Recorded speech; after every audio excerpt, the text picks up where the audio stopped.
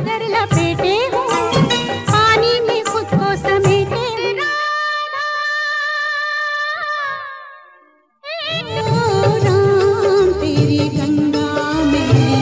नमस्कार दोस्तों, आप सभी का एक बार फिर से स्वागत है हमारे चैनल में, जहां आज हम आप सभी को 90s की सबसे सुपरहिट फिल्म रही राम तेरी गंगा मैली से शुरू हुए विवादों के बारे में बताने वाले हैं। तो चलिए दोस्तों, इस वीडियो को लेट ना करते हुए इसे शुरू करते हैं। राज कपूर की सन 1985 में रिलीज फिल्म राम तेरी गंगा मैली एक ऐसी जबरदस्त फिल्म थी जिसने बॉक्स ऑफिस पर तहलका मचा दिया था। फिल्म ने 5 फिल्म फेयर अवार्ड भी जीते थे और ये उस दशक की सबसे ज्यादा कमाई करने वाली फिल्म भी साबित हुई। लेकिन इस फिल्म ने कई मायनों में विवादास्पद साबित भी हुए। एक तरफ जहां इसने उस दौर के समाज में फैले राजनीतिक भ्रष्टाचारों पर करारा प्रहार किया, वहीं दूसरी तरफ इसमें मौजूद अभिनेत्री मंदाकिनी के बोल्ड सीन्स की वजह से इसे सेंसर बोर्ड से पास होने में अच्छी खासी मशक्कत भी करनी पड़ी। और कम लोग ही जानते होंगे कि ये वो फिल्म थी जो कपूर खानदान में कलंक का कारण भी बनी। इस फिल्म के अभिनेता राजीव कपूर अपने पिता राज कपूर से भी काफी नाराज हुए थे। क्या थी इसकी वजह और क्यों कपूर परिवार इस नफरत को खत्म करने के लिए कुछ नहीं कर पाया, जानेंगे बहुत कुछ। बस बने रहिए हमारे साथ। निर्माता निर्देशक राज कपूर की फिल्म राम तेरी गंगा मैली को जो लोकप्रियता हासिल हुई थी वो कई मायनों में ऐतिहासिक थी। इसे ऑल टाइम ब्लॉकबस्टर का दर्जा भी हासिल हुआ था और इसने मुंबई में डायमंड जुबली मनाने के साथ साथ और कई शहरों में भी गोल्डन जुबली मनाई थी। हालांकि 1980 के दशक में कई सुपरहिट फिल्में भी रिलीज हुई थी, जिनमें सन 1981 की क्रांति और सन 1989 में मैंने प्यार किया में शामिल थी। लेकिन राम तेरी गंगा मैली उस दशक की सबसे लोकप्रिय फिल्मों में शामिल हुई। लेकिन राम तेरी गंगा मैली को उस दशक में सबसे ज्यादा लोकप्रियता भी हासिल हुई थी।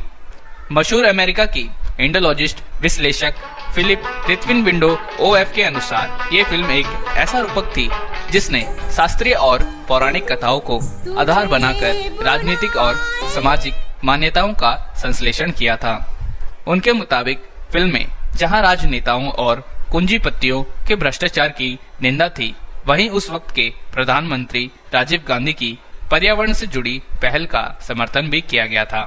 फिल्म का कथानक मशहूर कवि कालिदास ऐतिहासिक कृति अभिज्ञान शकुंतलम से लिया गया था। फिल्म फेयर अवार्ड्स में इस फिल्म ने उस साल के बेस्ट फिल्म कैटेगरी का पुरस्कार तो जीता ही था। राज कपूर साहब को इसके लिए बेस्ट डायरेक्टर कैटेगरी और बेस्ट फिल्म एडिटर कैटेगरी का अवार्ड भी मिला था। इस फिल्म का संगीत बेहद ही जोरदार था और इसके संगीतकार रविंद्र जैन को बेस्ट म्यूजिक डायरेक्टर कैटेगरी का अवार्ड भी मिला था।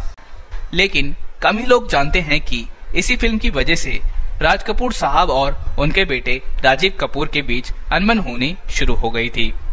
राजीव ने इस फिल्म के हीरो के रोल के लिए तो वादा किया था, लेकिन इसकी कहानी ऐसी थी कि जिसमें हीरो के लिए कुछ अभिनय कौशल दिखाने का अवसर ही नहीं था।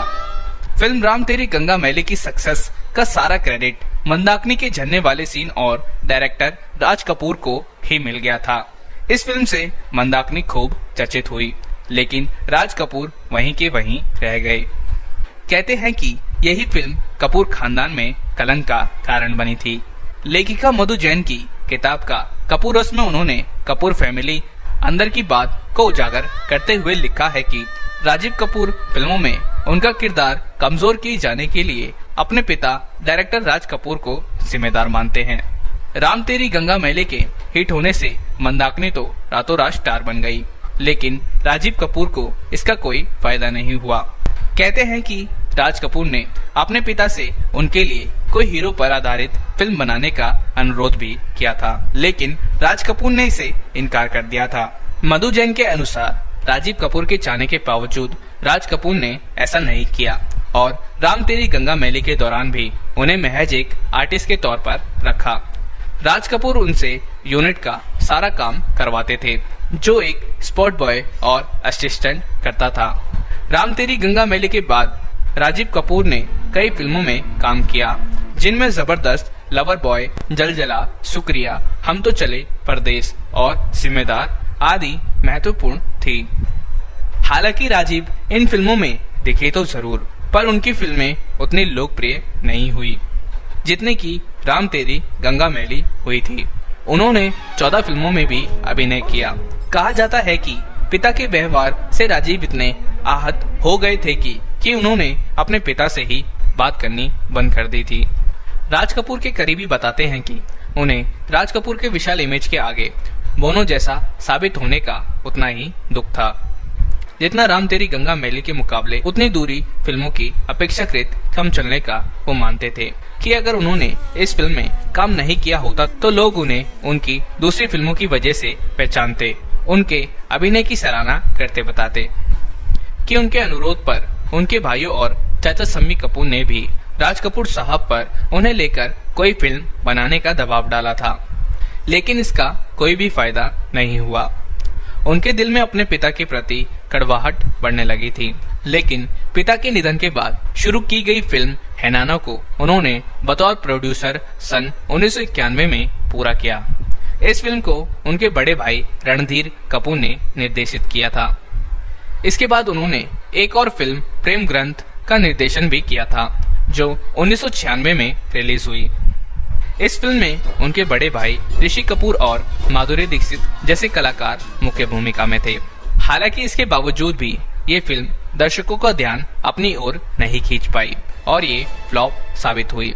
राजीव कपूर अक्सर तनाव में रहते और यही वजह रही कि उनका वैवाहिक जीवन भी लंबा नहीं चल पाया।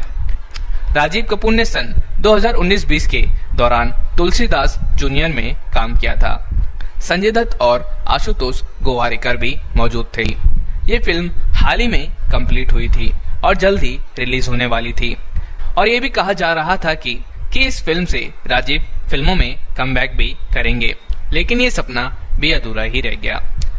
सन 2020 में राजीव कपूर को हार्ट अटैक आने की वजह से उनका निधन हो गया और इस चल रहे किस्से का यही अंत हो गया। तो दोस्तों यही थे उस दौर के सुपरहिट फिल्मों से शुरू हुए कुछ चर्चित विवाद। अगर दोस्तों आपको ये वीडियो पसंद आई हो तो हमारे इस वीडियो को लाइक और हमारे चैनल को सब्सक्राइब करना ना भूलें और बस बेल आइकन को दबा दें ताकि आप हमारे चैनल का हिस्सा बन सकें।